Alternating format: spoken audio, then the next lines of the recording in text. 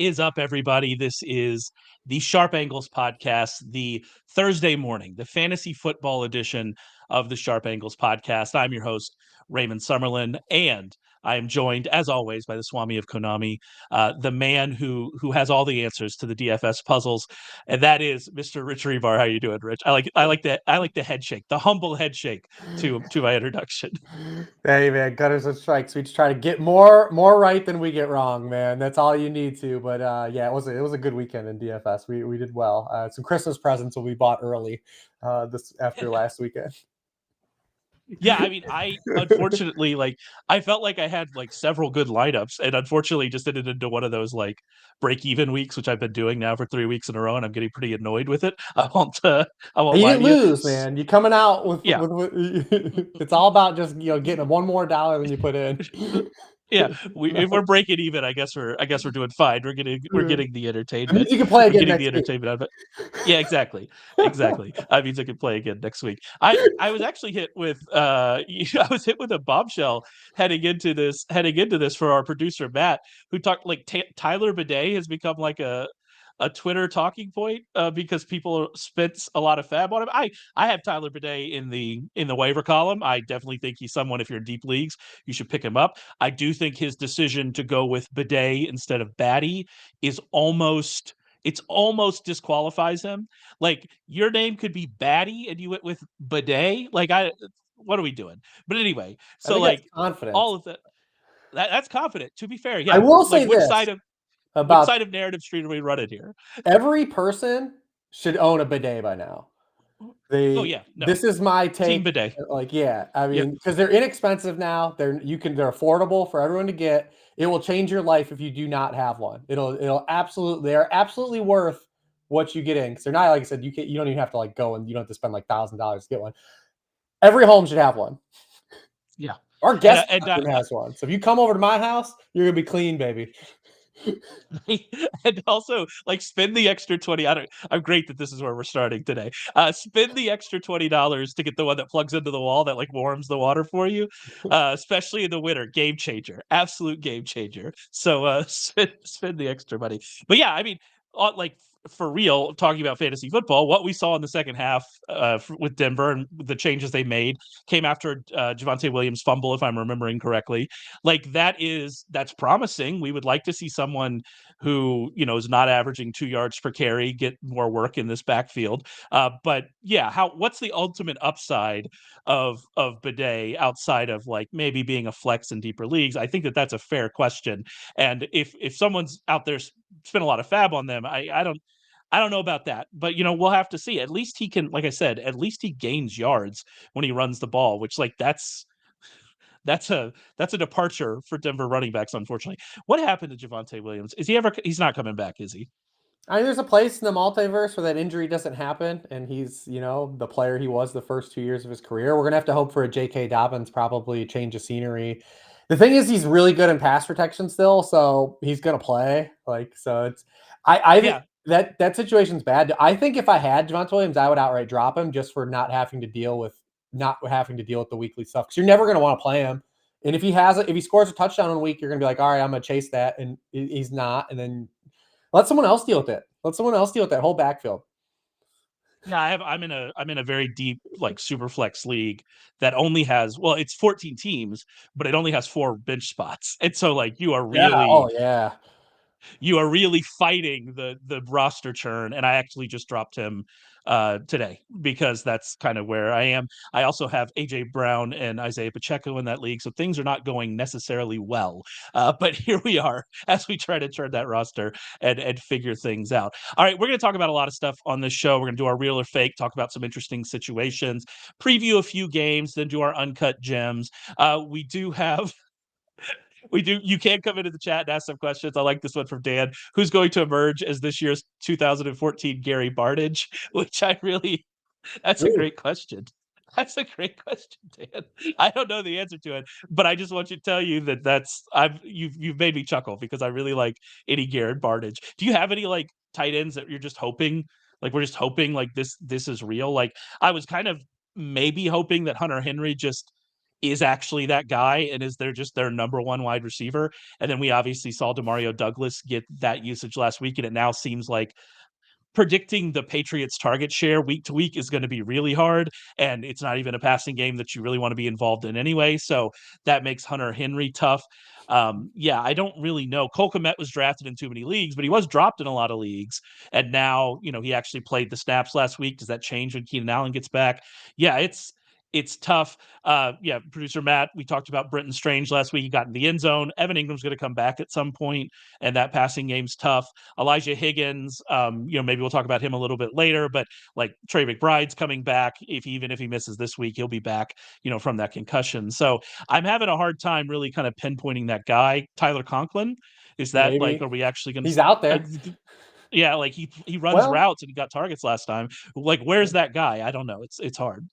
Yeah, I don't even, because we don't have one of those guys that have kind of gotten off to like a hot start either, like in terms of like low draft equity. So like, Yeah. like last year we had Jake Ferguson kind of was like the Yeah. late round guy that kind of hit and stayed on, but even he was kind of expensive. So like we don't really have that. I mean, well, tight ends aren't producing at all right now. I mean, Dallas Goedert on the strength of one game is now the tight end one, literally vaulted him up to the tight end one in scoring.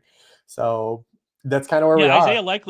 Isaiah likely hasn't really even done anything for 2 weeks, and he's still like the tight end 3, right? Like he's somewhere that high. One big game. So yeah, one big game is all you're really hoping for, and see if you can get it. When Brenton Strange caught that touchdown, it really made me happy because I knew, okay, that makes him a tight end 1 this week. Like it ended up because he caught a touchdown. So that's kind of where we are with that position. So unfortunately, I'm not sure. If I was making a bet on somebody that kind of really fit that mold and was like hadn't been in leagues and is probably going to have the job for the whole year, I guess Conklin is the bet. But I don't feel great like about that bet. this upcoming schedule where Garrett Wilson is still going to be playing good teams that defend boundary wide receivers, at least to start this year. They have some good players too on those teams, but maybe that funnels some stuff to Conklin. But that's where we are in the tight end landscape. It's rough in them streets, but just know it's rough for everybody. Yeah. That's true. Like the people who drafted Sam Laporta and Travis Kelce and Trey McBride aren't feeling any better than you. Yeah. So that's kind of where we are here. Luckily, I drafted a lot of Jake Ferguson, and that actually might end up working out. We'll see kind of how we go from there. All right. Gonna get to real or fake. Gonna talk about a lot of stuff here. I do want to mention though that we're recording this on Thursday morning. So if you're listening to this on Friday, Saturday, we're recording this ahead of the Thursday night game. But the Thursday night game is actually important for Sharp Football Analysis, a great website. You should go check it out, sharpfootballanalysis.com, because this week we are running our annual points promotion. And the way the points promotion works is however many points are scored on Thursday night between the Cowboys and Giants, we will offer that percentage off every single thing on the website, every single package that exists on the website. So for instance, last year in week 4, we saw the Lions and the Packers, I believe, score 54 points on Thursday night. So on Friday, after that game, you could get 54% off every single package that we offered there using promo code POINTS. So check back. If you're listening to this on Friday, go and check the website. The sale ends at Friday at midnight, so make sure you go and check it out as soon as you can. Be rooting, if you're listening to us live, listening to this ahead of the Thursday night game, be rooting for points, because however many points are scored, that is the percentage you can get off everything. You can get off Rich's fantasy package that includes his worksheet previews, the best way to get ready for every single game of the week. He has every single game previewed. Every fantasy relevant player is in there. Those are his worksheet previews. That's part of the fantasy package. And however many points are scored on Thursday night, you can get that off of the fantasy package. So make sure you go check that out at Sharp Football. The first year we did it, so we've had some big hits. The first year we did it, there were 65 points scored in the Thursday night game. So you can run into something. Yeah, you can run into some big numbers. I remember in the Slack, obviously last year was my first year with the company. And I remember in the Slack last year as like there was a garbage time touchdown or something scored in that Packers and Lions game. And Warren was losing his mind in the Slack about, he's like, no, another 7 points. He was like, I can't believe here we are. But that's how it works. Michael says Daniel's our new Konami king. That is correct. By the way, there's a certain person on this podcast named Rich Hribar who was all in on Jaden Daniels of the Konami King. So here we are. All right, let's talk a little bit about Andy Dalton, the Panthers offense. Yeah. This is not, I mean, obviously they had a big game. Andy Dalton, we did not expect him to throw for 300 yards and 3 touchdowns. But I'm pretty sure on this podcast last week, if I'm remembering correctly, you and I talked about that Andy Dalton was fine in his season with the Saints. He was okay. And that fine was such a huge upgrade over Bryce Young that we had, I would say, some optimism about this offense and specifically optimism about Deontay Johnson. And that's really, exactly what we saw. Yeah, last week we talked about looking for just the kind of a baseline level of competency so we could gauge what we had. Because my big takeaway last week was the Jonathan Brooks scenario. That's how I said I was, because we knew Deontay Johnson was going to get a lot of targets still. And eventually, if he had just had a quality of target, like they were going to turn into fantasy points, at least as a volume-based producer. That I was never concerned of. I was glad I got ahead and played him in DFS last week and just before people needed to see a game because he was a huge hit on both sides. He's going to be really popular this weekend. But my big takeaway coming, or my big question mark was coming in, was what we get to reveal because Jonathan Brooks down the line. He's going to be eligible to come off of IR after next week. Dave Canal, or after this week. And then Dave Canal said he's close. So we're probably going to see him start to work in because a lot of gamers are holding him on IR or on bench spots in deeper leagues. And through 2 weeks, it looked like, oh my God, like why am I even holding this dude? Like he's coming back to like this, it's just heart of darkness. Like, what am I even going to get? So now you have optimism if you were holding him. The schedule's not great for the Panthers coming up, but there are some spots where I think we'll be able to pick out some things where, like in 2 QB stuff, you're going to be happy to play Dalton again. I mean, this week is fine. They've got a game against Commanders coming up. So we just found that level of competency. So if you're in a deeper league with Adam Thielen out, we'll talk about Xavier Legette at some point down the line during the show. And we passed that test. Are we going to get the 9 yards or pass attempt and 3 touchdowns every week? No, but we got exactly what we were looking for, is that we now can confidently play Deontay Johnson as a volume-based target. We can confidently play, at least for now, the running backs and have optimism of holding Jonathan Brooks. And then maybe we can take a shot in DFS or in deeper leagues in the flex on some of these ancillary guys. Yeah, that's where we are. And I think your point about competence is, I just got some numbers here. Over the last 3 years, Dalton has 474 attempts. Bryce Young has 583 career attempts. So we're talking about a similar number of attempts. And if you look at off-target rates, it's just not even close. Dalton has an off-target rate over that span of 7.4%. Young's at 15.6%. If you look at Dalton targeting receivers, his off-target rate is 10.7%. Young's off-target rate to wide receivers was 17.4%. And Dalton's off-target rate, 10 air yards or more downfield, was 11.7% over that sample. Young's off-target rate, 10 yards or more downfield, is 30.8%.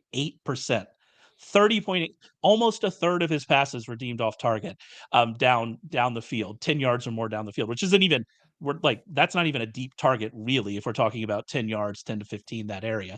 And so like the difference here is really substantial. And I think your point about it is now we just have a space here where we can say, all right, we're playing Deontay. Deontay was targeted on 45% of his routes without Adam Thielen on the field last week. That's not going to continue, but that's a wild number. That's the kind of volume we're going to see. And like you mentioned, Jonathan Brooks, but also until Jonathan Brooks comes back, I think, we're suddenly interested in Chuba Hubbard. He played a lot more than Miles Sanders. I know Miles Sanders got the touchdown, but Chuba Hubbard played a lot more than Miles Sanders and suddenly didn't look awful because, the offense was actually working in this situation. You mentioned the matchup going up against the Bengals this week, who the Bengals offense has, really turned things around. And so we'd expect them to push against this Panthers defense. So you're going to get some volume. Yeah. I mean, Deontay Johnson's going to be popular rightfully there, but they're in DFS. If I'm playing this, I mean, in redraft, you're just playing Deontay Johnson. You're probably playing Chuba Hubbard, but in DFS, if I'm playing this, I'm now suddenly interested in these other pieces, and we'll just kind of have to, see where it goes. Game. This is going to be a fun DFS game now. It is a fun DFS game. Yeah. And especially since, we'll talk about Commanders Cardinals later, but it's not even like, I mean, that game has a fine total. It's not even like that game has a super high total. So it's going to be popular. Deontay will be popular, but I do think you can get interesting in that game, which, is fun to do in DFS if you're, trying to play off chalk. Not many guys off the board against those defenses, man. Because that's the other component, is the Panthers, although they did play better defense last week, like this defense still isn't good. So we're going to, now we have a chance to run into that that vortex that we like in fantasy football, of where a team is capable of scoring points now, but also gives up a lot of points. Those teams we like a lot. Yeah, we're big fans. There's a reason we're giant fans of the Commanders. We're gonna be all in on them all year long. Another kind of interesting fantasy situation coming out of week 3 was Bucky Irving.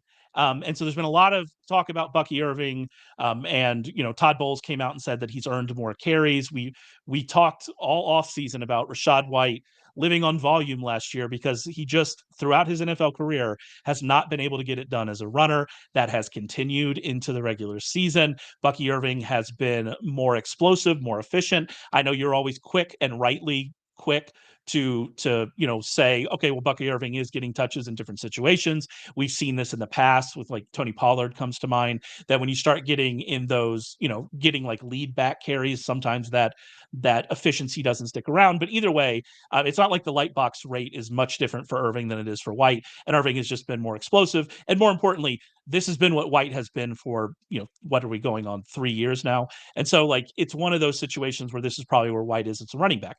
All of that is true. And Bucky Irving's somebody you should have added on Fab. I've had him as an ad since like the preseason, and somebody I have on a lot of benches. But all of that said, what is the actual fantasy upside here for Bucky Irving without a Rachaad White injury? Like, do we really think he's going to come in and push out White as a pass catcher, which is a very important role? Is he going to get enough touchdowns? And I don't like, it's tough for me to see that happening. It could happen. It's within the realm of possibilities. That's why Bucky Irving is a really good bench stash. But, like, how much standalone value will there be here, even if he's getting 60% of the running back carries? I just don't know, Rich. That's been my take the entire time. I haven't changed this stance. You brought this up at least several times already through the opening month, and nothing's changed. I think at best this turns into just a muddy situation where you're not confident in any guy. I kind of don't want to deal with it. I have no problem with running back needy teams adding a guy like Bucky Irving, but I would rather have like another stash, to be honest. Like, he needs a Rachaad White injury. Like, all he does is make this a bad situation for fantasy gamers, where it's trending towards, because he's probably still not going to push Rachaad White out of the passing game. Even last week, 24 routes for Rachaad White, 7 for Bucky Irving. He is yet to have a touch inside the 10-yard line. Maybe that changes, but then you have to deal with this. We now have a 22 game sample with the Bucks. They played 2 playoff games last year where they just don't score rushing touchdowns anyways. Like, they're not a good running team. Even and some of that is because of Rachaad White's ineptitude, but they also don't score. There's a chicken and the egg argument there. But, like, they don't score rushing touchdowns either. Like, they don't have opportunities for rushing touchdowns. Even right now through 3 games, they've run 9 snaps inside the 10-yard line. Like, it's not exciting. So, even if he overtakes him there at the goal line, like, what do we have? So, I mean, I'm kind of content to just let someone else deal with this situation. I feel like it's going to be almost roster cloggery-ish, which isn't a word at all in general, though, for both these guys. Yeah. To your point, though, like, we're on the same page about Irving, I think. But to your point about there are better stashes out there, I don't know if that's true, because you mentioned he's going to need an injury. Like, Braylon Allen needs an injury too, and so, like, Braylon Allen, I think. But I think the upside is greater for Braylon Allen. I would agree with that. And Isaac Guerendo, something like that. Like, yeah. like Guerendo's the dude that's, like, still floating out on waivers, because this McCaffrey stuff sounds pretty ominous. I ain't no doctor, but I'm not also going to Germany and getting injections. Like, a lot of people that I follow have now said that McCaffrey likely won't play to the earliest till week 12. So, like, Guerendo immediately, because we've never seen Jordan Mason, like, have this many touches, and the amount of touches he's getting feels unsustainable too. So, like, Guerendo's a guy, if you're in leagues where he's out, like, he's a dude that should be stashed right now. Guerendo's available, and it's because I mention him every week in the waiver. Guerendo's available in like 98% of ESPN leagues right now, which obviously in deeper leagues he's probably, that number is going to be higher, but or lower. He'll be available in fewer of those leagues. But yeah, he's out there. He's a high upside handcuff that you're right, people don't talk about there for sure. But ultimately, he also needs an injury too. So we're still talking about running backs that need. Well, they all need injuries, and that's the point. So that can't be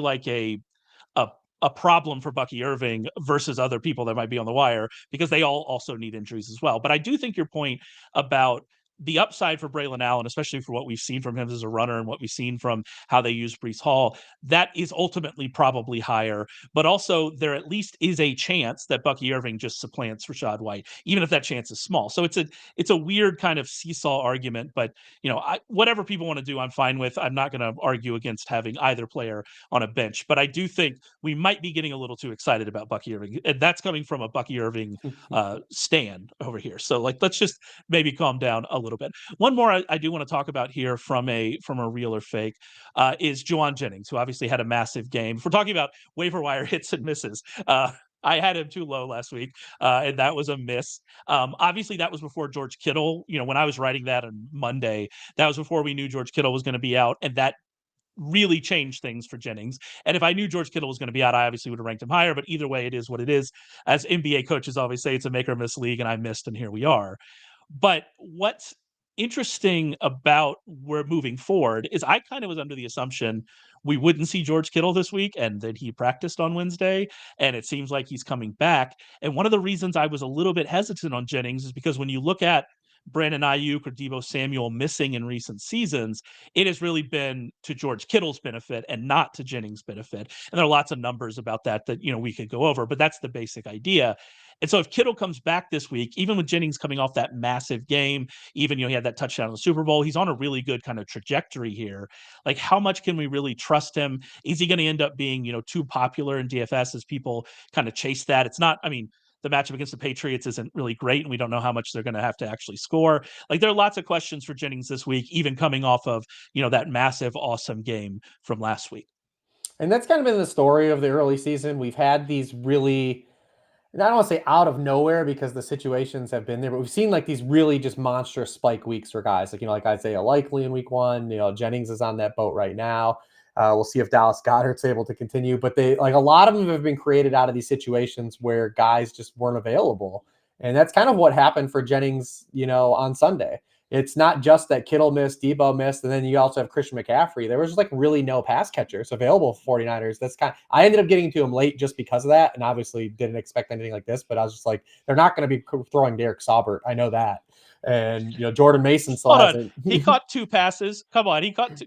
He 2 for 41 in our current landscape of tight ends is essentially a superstar performance. So I don't know what you're talking about. And we saw it happen when they threw to Ronnie Bell. So I was just like, by default, he's going to get targets, and him and Ayuk had 70% of the team targets in that game.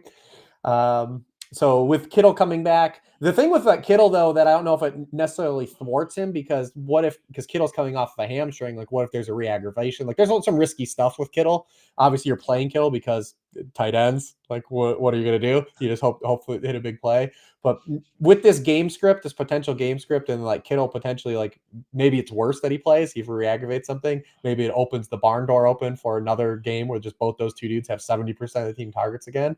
But like you, I wouldn't just chase. I'm not trying to chase this. I think he's more of still a wide receiver 3 than just saying he's a locked-in top 24 guy. With Kittle playing, if Kittle were to be out, that would bump him up maybe a little bit higher. But because Purdy's still playing really good football. I think a lot of people have been we got to stop waiting for the demise of Brock Purdy. The dude is good. He's a good player.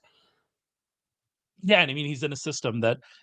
If you are a recovering quarterback, first round quarterback who's trying to find happiness again, then maybe go try to find one of these offensive coordinators, because it's working out for a few guys around the league. What I'll say. The other thing we got on Jennings, late last week. Sorry, the other thing we got on late last week when Kittle was out, I put this in the worksheet later because I do update the worksheet as we get information throughout the week. If you read something that I wrote on Tuesday, it may change by Friday. So I always follow the big injury news. But Hilo, I do a show at Hilo searching for ceiling, and he kind of had me look this up. The 49ers running back splits without George Kittle on the field, and it was night and day. The splits, and it was oh wow, so that pulled me off of Jordan Mason, and it happened because everyone's oh, it's the Rams, it might not matter, and even my inkling was it's the Rams, it might not matter.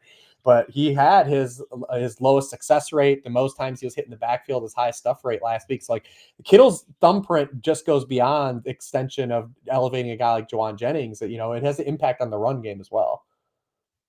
That's, by the way, Mark Garcia Hilo at Hilo FF on Twitter. I always like to mention it because I really like Mark a Yeah, he's lot. a I good think he's dude. really, really smart, really, really smart, really good guy. So go and follow him on Twitter for sure. Yeah, you made a point, and I want to go back to it. I think people are probably disappointed from Brandon Ayuk from what we saw last week, but I think your point about the targets were there for him. They just missed on a few. He was running wide open on what should have been a touchdown. If people are scared of Ayuk this week, and we're gonna have to see, I haven't really dug into the ownership projections on DFS this week, but if people are kind of scared of him this week, we'll see. The matchup's not great. How much they have to push. I'm going straight back to Ayuk this week because everything you wanted to see from a usage perspective was there for him. It just didn't happen to work out. That happens with wide receivers. That's kind of the way wide receiver is. So if we're getting that kind of usage, I mean, go right back to Ayuk. Don't be scared about Ayuk. We do have a question here in the chat that we don't normally do start sits. If you're interested in start sit, as part of our fantasy package, Rich Hribar does a Q&A, a live Q&A every single Sunday morning. Come in and ask all your start sit questions. That's part of our fantasy package, which, remember, if you're listening to this later, if you're listening to this on a Friday, you can use the promo code points to get however many points are scored between the Giants and Cowboys. Let's say they scored 45 points. You get 45% off that fantasy package. It features Rich Hribar's worksheets, that features his live chats, features his rankings, his DFS picks, all of that available on sharpfootballanalysis.com. So we don't normally answer a ton of start sit questions here in the chat, but this one leads us right into what we want to talk about next. And that is, do I start Kyler Murray or CJ Stroud? And I'm just teeing you up, Rich, to talk about how much you like Kyler Murray this week in his matchup against the Commanders. I mean, also, as a one QB gamer, like, what are we doing here, guys? Trade one of them, please. Yes. But also, like, yeah, because I both of these guys had to have been drafted with some significant draft capital, even in a one QB Kyler, league. especially by August, Kyler was not falling. There were too many people excited about Kyler for him to fall very far once we got to August. I So, assume yeah. they were still both top 12 in ADP. Maybe one of them fell, but that spot probably should have went to a different position for sure in drafts. You shouldn't have both of these guys, but I even going Maybe back it's to last Dynasty. year though. Hey, maybe Rich, it's Dynasty. We give him the True, benefit of true, the true, doubt. true. Hey, that's Benefit fair. of the doubt. I apologize. Sorry, Philip. I apologize, Philip. I didn't know that he was going to attack you when I brought this up. I just wanted him. Great call though on the dynasty. I just wanted him to answer your question and talk about how much he liked Kyler Murray. I do love CJ Stroud too, but I mean, you just have more outs with Kyler because of the rushing, right? Like, Stroud always, from a fantasy perspective, we talked about this all offseason. This is why he was a little bit overvalued in redraft leagues this year, because he's not a runner. If you don't get multiple passing touchdowns in 300-yard games, the ceiling's just not there, right? Where Kyler can save a bad outing with 40, 50 rushing yards. And then when you have weeks where Kyler, like in week 2, gets you the passing numbers with the rushing numbers, you break the bank. Like, you can't. So, like, as a default from an archetype, Kyler's always a little bit of a better value than Stroud, just from that. He has multiple angles to get out. And then, you face the Commanders. And this is, we talked about this last year. Going back to last year, they are just the ultimate gift that keeps giving. They've allowed a QB1 scorer in 17 of their past 21 games. Nothing has changed. Daniel Jones, Baker Mayfield, Joe Burrow, all top 10 scorers to start the season. Also, we're getting pushback now from the Commanders. They have a competent offense, which they didn't have last year. So we're getting into better game environments that are more combative as well, and have chances to be like Monday night, where they could be in the 30s for each team, and the game is fun, and we enjoy football, and we enjoy fantasy points. So by those reasons, I still just edge Kyler versus Stroud. So I do apologize for the attack on your gamesmanship. I do want to put one more thing from the chat, from Chet, good friend of the show, Chet Gresham, who mentions that Bucky Irving apparently did not practice today on Thursday. I knew he was limited on Wednesday. I didn't know how much there was to that. I looked for reporting and didn't find a lot of it, but apparently he did not practice on Thursday. Again, we record this on Thursday morning. He did not practice on Thursday. So that obviously changes the Bucky Irving conversation a lot as well, if we're going to see, that hamstring injury. All right. So yeah, you brought up Kyler. Kyler's in a great spot here against the Commanders. The Commanders are our new Colts. Like, that's kind of where we are with this situation. We're pretty much wheels up on everybody. Like, when you go through your worksheet, all I saw was trust, trust. We're wheels up. I do want to make a special mention here, though, about Brian Robinson with Austin Eckler out.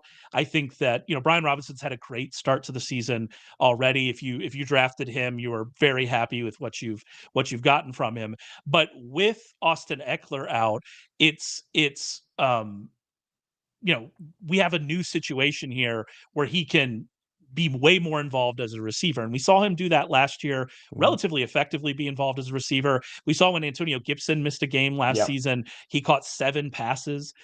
He's averaged 8.6 yards per target last season. He can make plays in the passing game. I know that, coming out, that was a concern about him, but he can certainly do that. You're going to bring up, and rightfully so, that running quarterbacks traditionally don't target running backs a ton. And we have seen Jayden Daniels, as he started to throw the ball down the field over the last several weeks, we have seen his running back target rate fall every single week. But still, this is an added element for Robinson. If you just need one more push for him outside of game environment to say, all right, how excited am I about this guy? There's that one as well. And if you just want to maybe, I don't know how smart it is to fade the passing games too much here in DFS, but if you're looking to do that, then Robinson's a way to do that as well. And so, yeah, I mean, we're wheels up on everybody, but I'm particularly excited about Brian Robinson this week. Yeah, especially in context, if you grabbed Brian Robinson, you got the run out because you've already gotten usable weeks with Austin Eckler to this point, and now you're getting a week without Austin Eckler, so you're getting an extra bump. So you've got to feel really good about that. I will say the one thing I do to bring up from Monday night that I think might be a little bit of a false lead for gamers is the Terry McLaurin stuff. The outcome. I think that this might be a potential to move Terry McLaurin. Like if you got a little window here, I think I might be aggressive because although you got the good game from Terry McLaurin, the way it came, I don't think is going to be something you want to live with weekly.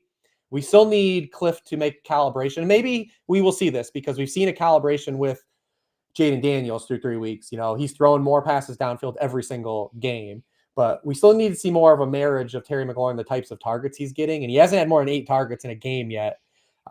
He's still not moving around. Maybe Cliff will get religion because he did catch the touchdown at right wide receiver, but he only played 7 snaps at right wide receiver. The Commanders don't have a real wide receiver 2 presence, and not to take another dig at Noah Brown. He's coming. He's getting more snaps. But if you're defending the Commanders and you know that 90% of the time Terry McLaurin is being this one sector of the field, you're able to defend that.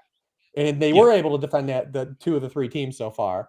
You hit shot plays, but like, what's going to be the real difference between Terry McLaurin and guys like Rashid Shaheed or Jamison Williams, right? Like the rest of the season. I don't think there's a big gap. So I think it's a tough way to live. I think if you can package up McLaurin off of this week or maybe even this matchup, which I don't even think is necessarily great for Terry McLaurin, he might be kind of a sell high candidate, even though he was kind of people were probably calling him a buy low through 2 weeks. It's a weird dynamic, but we're in this season. It's very fluid.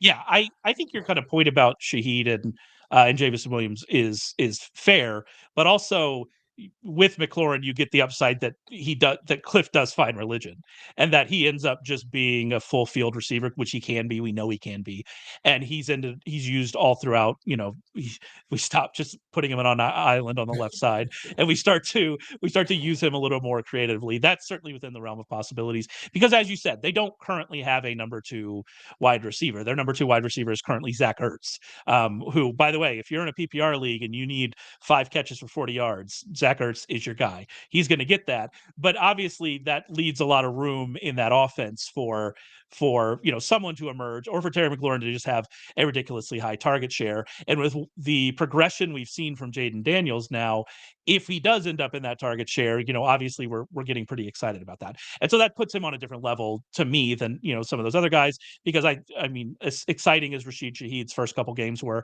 and he's going to be he's not going to goose egg a ton, right? I think it'll be fine than that. As exciting as Jamison Williams' first couple games are, Chris Olave is the number 1 wide receiver in New Orleans. Amon-Ra St. Brown is the number 1 wide receiver in Detroit.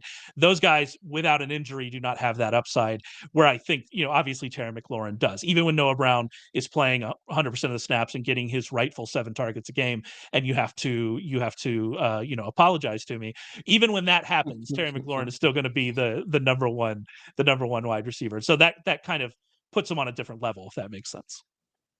Yeah, no, it does. I just think when you look at the context of like how we're going to score fantasy points, there's going to be a lot of guys that look lower than him that are just getting more targets than him. Yeah, On a regular basis. Yeah, I think that's fair. We're going to save talking about all of the ancillary Cardinals wide receivers. We're going to save your weekly Greg Dortch talk for a little bit later. We're going to talk about them in Uncut Gems. Let's move on and start talking about the Bills and the Ravens. And you had something really interesting in the worksheet that I liked a lot, where you wrote about the Ravens game plan and how different it has been through 3 weeks, how hard it's been to predict what we're going to get from these guys. Yeah, they've been really fascinating to me from like a top-down stance, and I'm no ball knower, so I like to say like how they're going to attack teams. But like, you look at week one, they came out against the Chiefs and the offensive line. They were adjusting to new pieces. They actually didn't even announce their starting offensive lineman till that Thursday game against the Chiefs. They didn't really even. I think they were still kind of debating what was going to happen. So they ran a lot of 12 personnel. Obviously, everyone that picked up Isaiah likely know that they actually ran the most 12 personnel of a team in the past 2 years in that game. And they ran like a real quick hitting passing game. Lamar had his highest rate of throws behind the line of scrimmage that he had like in a full calendar year. And then you're like, all right, well, is this going to be a thing that they have to adjust to? Then the next week they play the Raiders and they play a season high 11 personnel, 43% of snaps. They push the ball downfield more. They spread out the Raiders. And then last week they're like, Patrick Ricard, Charlie Kolar, you guys are in.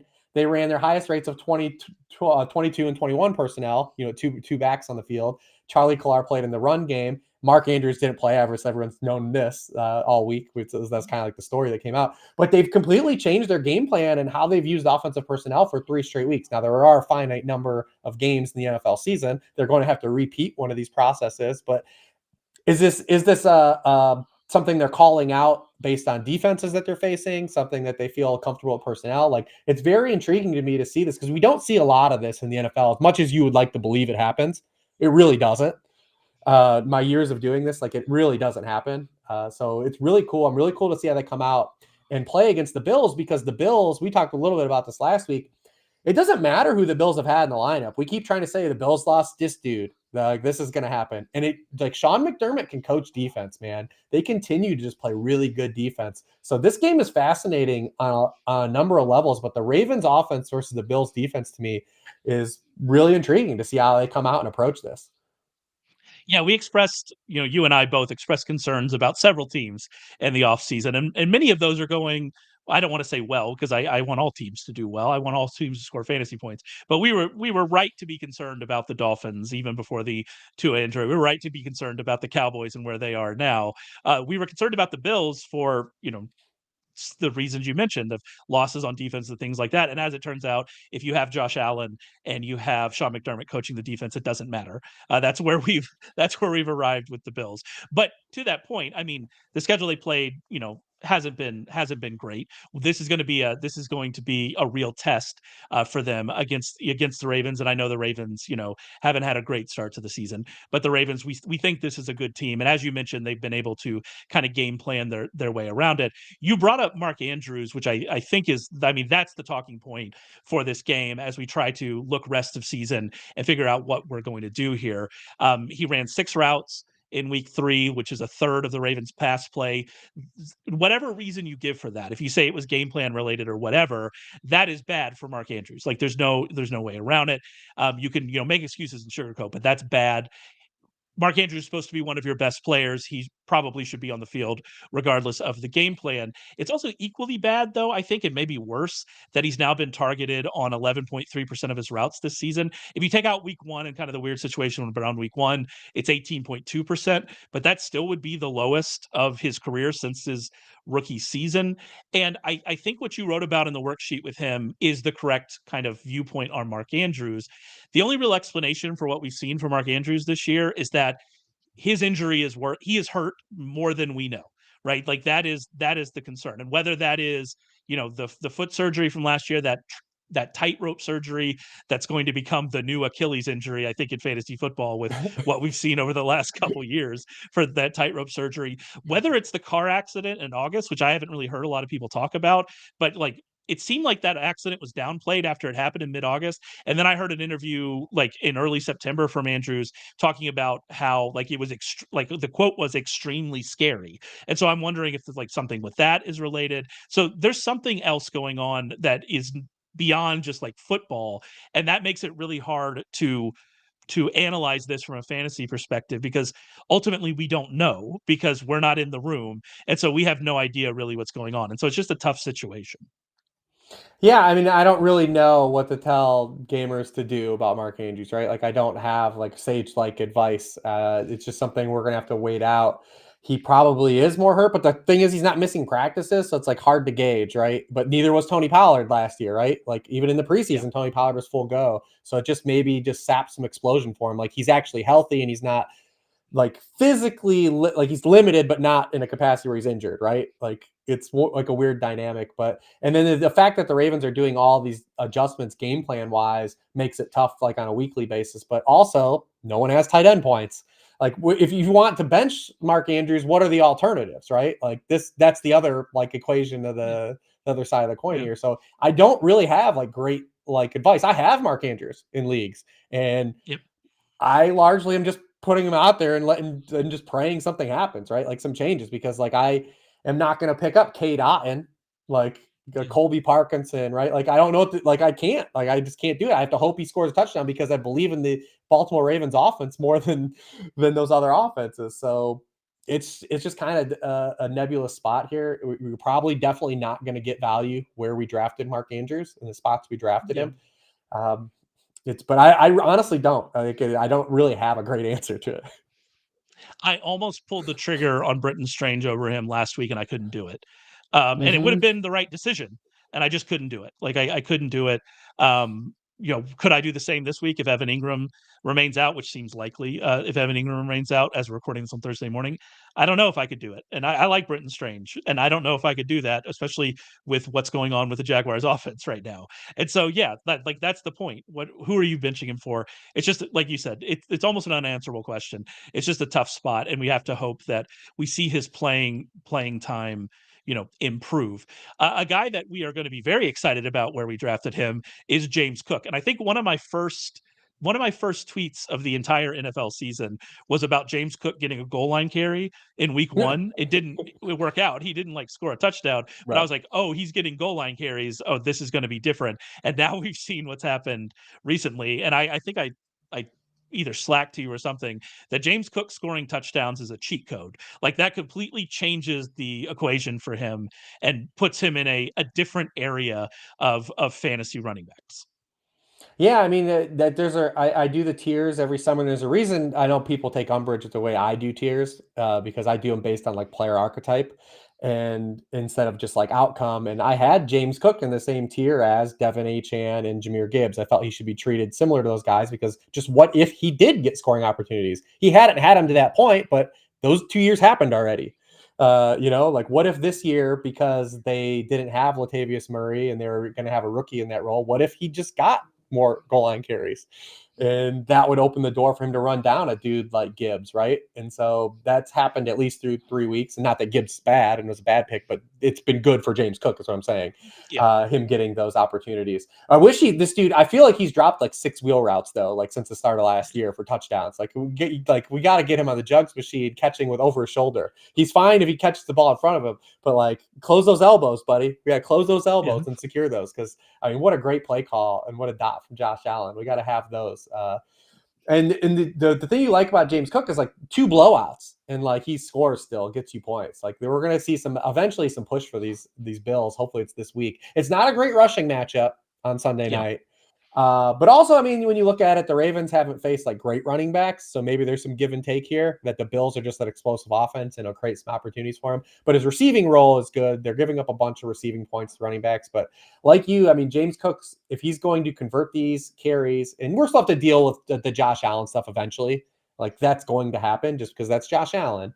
But you get to feel really, really good about the early opportunity and the early success on those opportunities from James Cook because he hadn't had that role. Also, we got an end zone target for Dalton Kincaid on Thursday or Monday. To be fair, it was a scramble drill end zone target, but it counts. It's a red zone touchdown. We needed one. We need one of those. Or a week ago. So it's like those are like the 2 bugaboos, like Kincaid and James Cook. The thing was like, all right, these guys look like they're going to have valuable roles in this offense. And Kincaid, I still think is largely fine. I think if you have him, especially I think the last 2 weeks there was encouraging signs from Dalton Kincaid.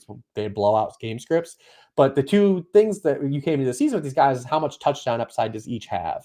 And there might be more of a sign through 3 weeks that these guys have a potential to have more touchdowns than we may have projected for them. And then one more Bills receiver, and then I'll get some of the chat questions here in a second, because there are some interesting ones in there.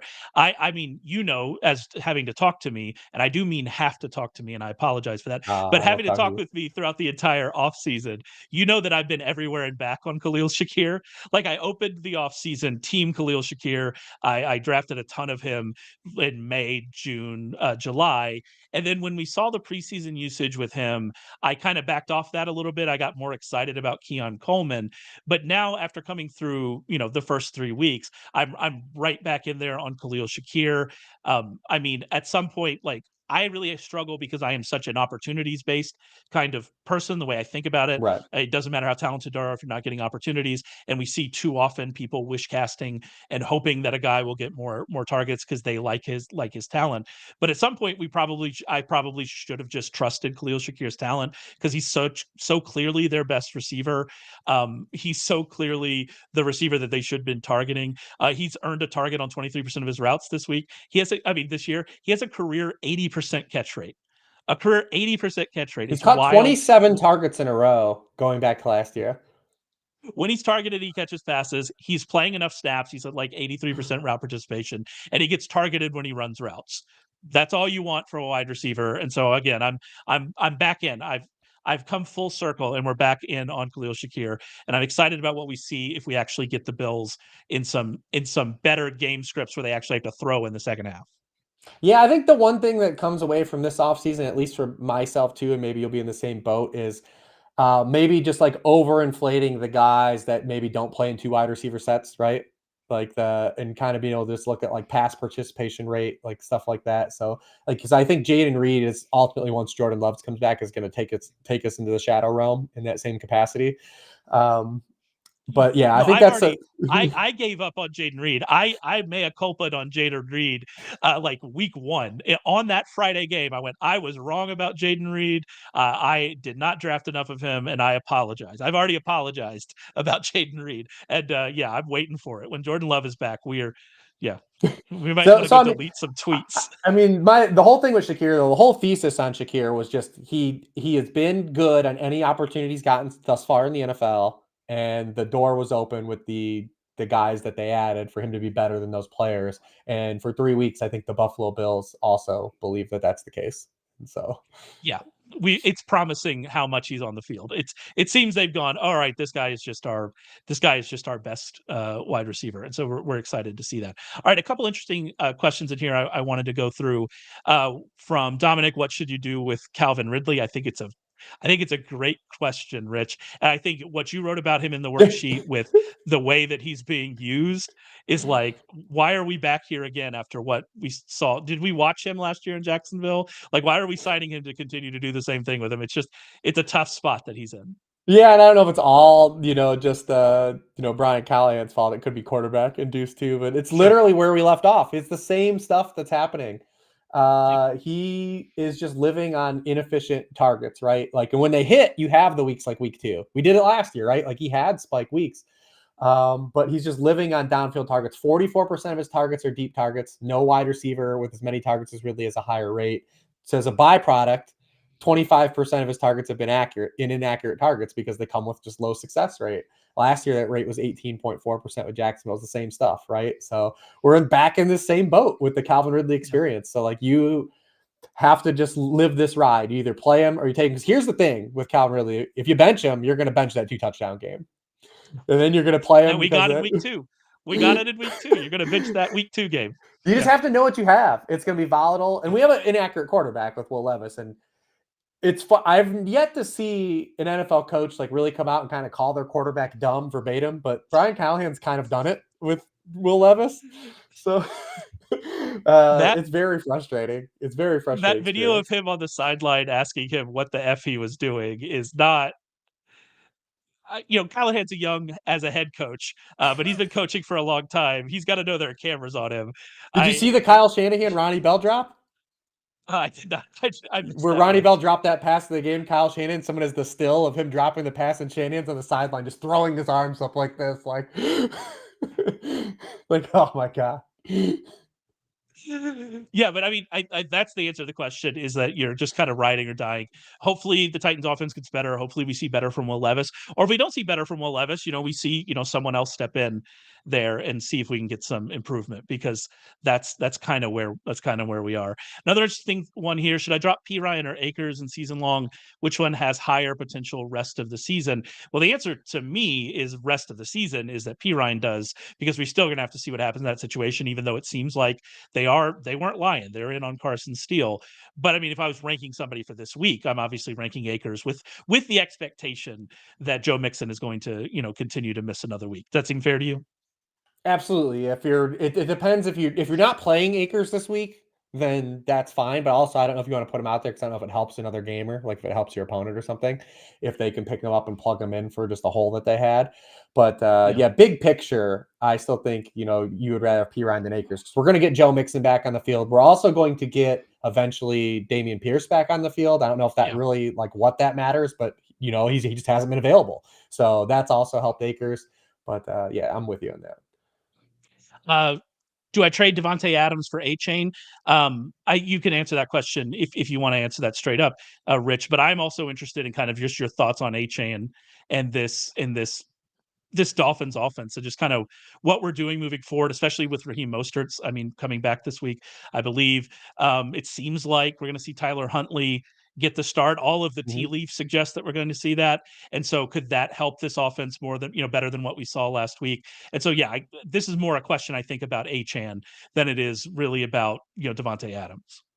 I think that's also too more of like a big picture need, like where's your hole? Because Sure. Those are trades at least that are fine. So if it makes sense for a team to fill a hole versus a team that fills, like typically you get these musical chair trade questions, right? Where it's just like you're swapping the same positions and you're trying to bet on the player just to be better the rest of the season, which I'm not really fans of those types of like trades because that forces you to get like player stuff right, and that stuff's volatile.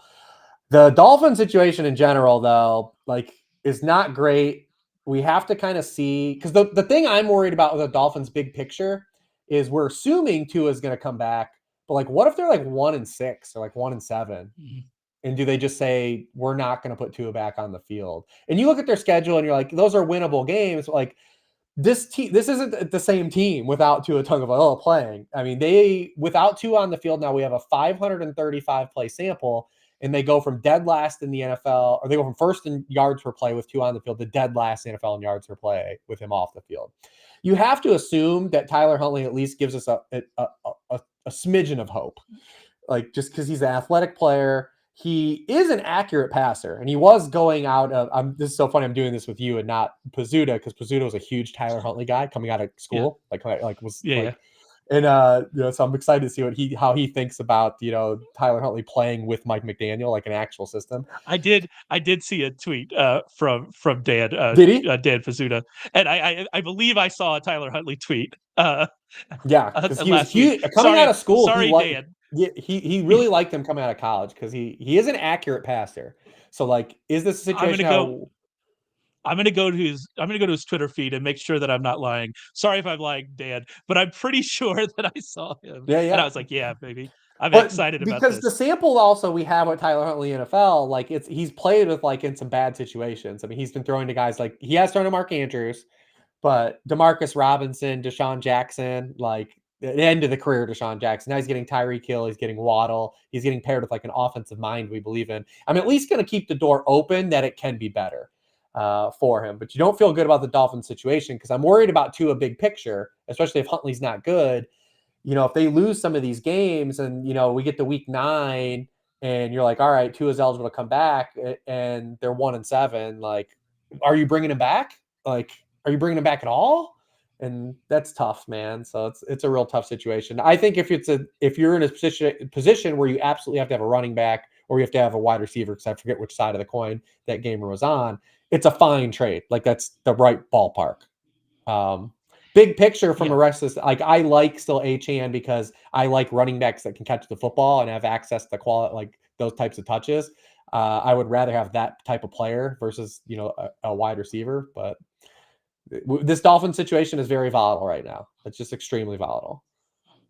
Yeah, it's It's not the best spot. That's fair. And we talked about it last week though, like with Tyreek Hill, and you're just going to play Tyreek Hill because But it's there's Tyreek Hill. another, like I said, there's a range of outcomes where Huntley plays better. They get it. They say they split these next 4 games. Tua comes back, and everything's back to HA being like an electric player.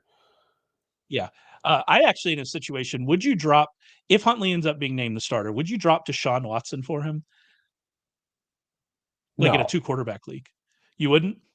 No, because you're still getting usable game. I know, like it hasn't been good for. You're getting usable games right now, Deshaun. Like you're hoping Huntley's giving you what Deshaun Watson is giving you now. That's and that's always been the theory on Watson, being higher on him from a fantasy perspective than not. But like, it really feels like the risk of Watson just not being the quarterback in Cleveland in the next like 2 weeks is high. I don't. Like, I don't think like I think it's pretty low. Like okay. I think their bet has been made. I think they're going to ride this thing out. Maybe the fans are they are not behind that. So And I don't we'll want to be the dude to cape for Deshaun Watson, but like it's not. This really isn't all his fault. Yeah, it really isn't. Like the Cleveland Browns, the offensive line is bad. Has been really struggling. Last week they bring Jedrick Wills back, who's not even really that good, but you're just happy to have him back over what they've been playing because Jauan Jones has been playing hurt. Jedrick Wills comes back. He leaves the game with an injury. Wyatt Teller leaves the game with an injury. He's going to miss now multiple games. James Hudson left the game with an injury. And because James Hudson left the game with an injury, they had to bring Jauan Jones back in the game, who left the game with an injury.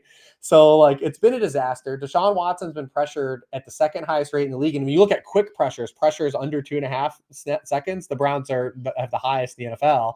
And then what is Kevin Stefanski won coach of the goddamn year last year? Where's the adjustments being made in this offense? The Browns right now are 27th in use of play action. They're 31st in use of pre-snap motion. Like if your offensive line sucks and your quarterback sucks, where's the adjustment from the coach that has 2 coach of the years? He has 2 coach of the year awards. Where's the adjustment being made by the Cleveland Browns right now? We talked about all this calibration from Cliff Kingsbury, right? We've seen the Ravens are doing all these adjustments. The Browns are doing the same goddamn thing every single Sunday, and it's not working. They're just doing the same thing over and over. Like, what? Where's the adjustment? The running game doesn't work, and we saw, Jerome Ford had his long run, and it made all his numbers look better in week 3, and then he comes back and he's the lead back again. And obviously, he has an injury issue that he's dealing with as well. And I don't want to stick up for Watson because it does ultimately all come back to he's the corner, like he's the center of where all the issues come from. Like he's not playing good, and I don't think he's probably ever going to play good in this current era of football. But having you just go back and run empty sets and have Deshaun Watson take shotgun steps clearly isn't working. So, like, why do we keep doing it? I think that's fair. I also know I do want to bring up a couple more things here. I know you don't want to answer start sit, but this one will happen before your start sit on Sunday, and that's Ferguson or Goddard PPR start. Are we in a situation where you could maybe start? Like, are those the 2 tight ends that you might be interested in starting? Could you one of them in the flex? Flex one of them? Yeah, I think so. Because the reason for Goddard is, and you're probably not like the Jauan Jennings game, you're not going to get that same run out in the box score. But if we don't have Devontae Smith, if we don't have AJ Brown, by default, like the targets are just going to be there for him because he's the most viable pass catcher. Paris Campbell, Jahan Dotson, Johnny Wilson, like the offense is going through these guys. It's going to be Saquon. It's going to be Dallas Goedert. You're going to keep talking bad about my boy Johnny Wilson. I wasn't me talking bad about him. He's going to be on the field. If you want to play Johnny Wilson in DFS and try to catch touchdown, I'm cool with that. Like go ahead, man. Johnny Wilson was almost also one of my uncut gems. We've got Nate in the chat saying, "Go off, brother." Yeah, I was just going to let you go with that C hat on. I'm just going to let you go on the Browns. I wasn't going to interrupt you.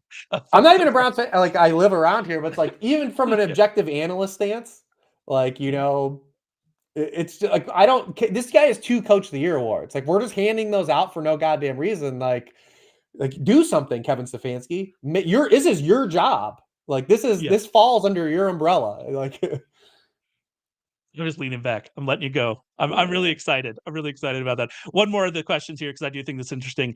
Ayuk and Kyler, or Jefferson and Richardson. rest of the season. I mean, Ayuk at some point, Debo will be back. At some point, Kittle will be back. Jefferson at that point is a lot better than Ayuk from where we are, especially with what we've seen from Sam Darnold. So, I mean, I'm on the Jefferson side of that. But I do wonder, like, what is your concern level with Richardson coming out of what we've seen from him the last couple weeks? It's relatively high. Well, I'll say mild. Like it's if we did like a ranking like 1 to 10, I'd say it's like a 6. Like it's definitely like it's my interest is peaked because we didn't have a huge sample on Anthony Richardson coming into this season. We know he's a great athlete. He looks like Cam Newton, right? But we have now started to get this mounting sample where this guy, like he wants in his head, like he's Joe Montana, like in his brain. Like this guy stands in the pocket. Like if he's not going to be running like he hasn't the last 2 weeks, it's tough because all of his rushing now over the NFL we're starting to see is more off designed running. He's not really a scrambler. If you look at it right now, like I mean he's got only 6 scrambles, the same amount as Jacoby Brissett, the same amount as Joe Burrow. He's 28th in scramble rate. When he's pressured, he's actually scrambling at a lower rate than Jared Goff and Aaron Rodgers. Like he wants to deliver the football. He's helping the defense out in 2 avenues. He's not running and he's doing the thing that NFL defenses want him to do, which is put the ball in the air because he has no idea where the hell it's going right now. Shane Steichen's still dialing up some beauties, man. Like there's plays on the field that are open for the Colts. They're not being completed. So I'm a little mild on that because you look at like Jaden Daniels. He's scrambling at 42% of his pressures. Like he's taken off. We're getting that. Yeah. And part of my thesis with Jaden Daniels always was that he was the marriage of both Caleb Williams and Anthony Richardson amongst the young quarterbacks. Is he was going to run more than Caleb and he was a better passer than Anthony Richardson. And we're kind of seeing that playing out like to a T to start the year. Yeah, and on Richardson, you hope that is an adjustment that they make and try to get him to, because we do trust Shane Steichen. To your point about coaching matters, and that has become even more clear this year with what what we're seeing with various offenses. And so we're hoping that that's an adjustment that they make. But it is this full Richardson experience too. Is that he makes the wild play and then misses the wide open wide receiver, and you would hope at some point he will actually hit that wide open wide receiver. And if he does, then we have an upside game from him, which we know we can get. And so it's an odd situation here with Richardson, but I'm worried, but I'm not like, I don't think we're going to get like Richardson benched or something like that. No, he's not going to get, we're not going to see Flacco. Like this is a kid that's only got 20 starts since high school. They've got massive capital invested into him and they've still been competitive. Like they're like, if he makes these plays, they probably, maybe have, another win or something. But like the offense has leaned into more of the Jonathan Taylor RPO style because of, I think, some of the issues he's had as a full field passer. And Jonathan Taylor's been unbelievable. Like he's been so good. He's back to being Jonathan Taylor and is probably younger than you think he is. And he is like, it's just been I really love watching, even though, I am one of these say, we probably should be throwing the ball more, although, as we've mentioned, that might be changing and all that stuff. I love Nick Chubb was one of my favorite players in the league for so long, because when you just watch a running back that creates yards on his own, like it's one of my favorite things to watch. And Jonathan Taylor's kind of doing that so far this year. And so excited to see that. All right, let's quickly get through Uncut Gems. You and I both had the same guy that we wanted to talk about, which probably means this guy will catch 0 passes this week. That's probably the only outcome, since both of you and I are excited to talk about Xavier Legette. But I'll let you go first and talk a little bit about him. No, listen, I'm just trying to chase you. You've had all the hits in this segment, so I was just trying to take whoever you're going to pick and just try to double down on it. So, no, I'll let you talk about Legette because I'll just switch, because I said I had other options to pivot to, and my other 2 guys I think I'm just going to do in unison is that if you have either of the Cardinals guys, Michael Wilson or Greg Dortch, this would be a spot to kind of fire those guys up. Not just because the matchup, right? Like we're getting great game environment. We're getting a good matchup against the Commanders, and we might have Trey McBride on the sidelines. It elevates those guys. I would include Elijah Higgins too. Like if you're just in that tight end, that cluster of tight ends, right? You might have McBride and you're like, who the hell do I pick up? Just pick up Higgins and throw that dart, right? So that's kind of where I'm at with all these ancillary Cardinals guys. We got a banged up Marvin Harrison too early in the week, and I don't think he's a threat to miss the game, but he's a little banged up. Michael Wilson has been on the field basically almost every snap. So this is kind of, I think, if you have a Cardinals guy that you've been hanging on to, it's kind of a smoke him if you got him spot, man. Yeah, I agree. And on Dortch, I think there have been 15 routes without Trey McBride on the field this season. Dortch has run a route on 14 of those and has 4 targets, the same target share as Marvin Harrison. So, like, if McBride is out, and that's a really small sample, but I mean, that makes sense based on where Dortch and McBride are working. And if McBride is out, I think we're definitely going to see a target spike for Dortch. And your point on Elijah Higgins, I mean, this is a college wide receiver. This is a guy that we, from a fantasy perspective, if he's getting snaps and running routes at the tight end position, we're excited about it. So I agree with that. On Legette, I mean, the argument for Legette is pretty straightforward. Adam Thielen is on injured reserve. And what we saw was interesting in week 3 is when Thielen left that game, we saw Jonathan Mingo move more into the slot, which opened up a lot more playing time for Legette. And Legette ran a route on 90% of the team's dropbacks without Thielen in week 3. And so far this year, there have been 33 pass snaps without Thielen on the field, and Legette has run a route on 31 of them so far this season. He's been on the field. Now, we need to see him earn targets. That has not really happened to this point. And so we need to see him earn targets. But if we're excited about this offense, excited might be a strong word. If we're optimistic about this offense with Andy Dalton, and Legette's going to come out and maybe be the number 2 target in this matchup in a game, I think that we expect to, score a few points, then you're pretty excited about that. And then you look at the matchup on the other side. The Bengals are 29th in the league, allowing 10.5 yards per target to boundary receivers this season. So you put it all together and you can make a pretty good case for Xavier Legette. But again, as I said, both you and I like it. So there's almost no chance this works out. I like Legette more than the Cardinals guys if you're looking to pair him up because of the physical profile of Legette. Like, this is a dude that he's like built like DK Metcalf. So like he can turn a big play. Like Dortch and Wilson are guys that are basically going to be like, they rely on volume in the matchup. Like Legette he can only have 2 targets, but like he's a dude that could like take an 8-yard pass and turn it into like a 60-yard gain. And the other 2 guys I don't think have that like really in their as spades, as trump cards. Yeah, if Wilson has a big play, it's because he went down the field and like jumped over top of somebody, which he's done before. So that can happen for sure. But like creating a big play on his own, that is definitely more in the Legette range of outcomes. All right, let's say a prayer for Xavier Legette. Let's hope that he gets there for us. Find that end zone. Be our Britton Strange this week for Legette. That's it for us on this episode, our fantasy football preview. Thank you for listening to this point. If you have, make sure you go and check sharpfootballanalysis.com. You can find all of Rich's worksheet columns there, the best way to get ready for the fantasy football weekend. And remember, if you're listening to this on Friday, we are running our points promotion, our annual points promotion. However many points are scored between the Giants and the Cowboys on Thursday night, that is how much you can get off any of our available packages, including that fantasy package for Rich Hribar that will give you access to his worksheet, give you access to a Sunday morning Q&A chat where you can ask him all the start-sit questions that you want to ask him. All of that is available in that fantasy package, and hope for a lot of points tonight. And hopefully we're going to get 50, 60% off all of those packages for you. For Rich, I'm Ray. We appreciate it. We'll talk to you next week.